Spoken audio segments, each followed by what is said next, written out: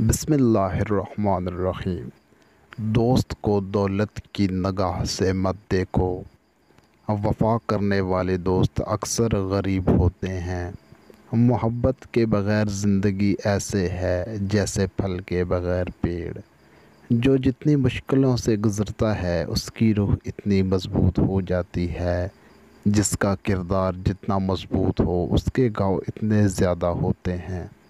خوبصورت لوگ ہمیشہ اچھے لوگ نہیں ہوتے، مگر اچھے لوگ ہمیشہ خوبصورت ہوتے ہیں۔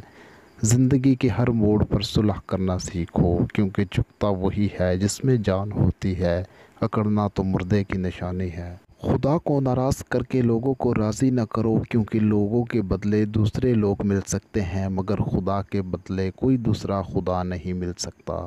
محبت دور کے لوگوں کو قریب اور عداوت قریب کے لوگوں کو دور کر دیتی ہے۔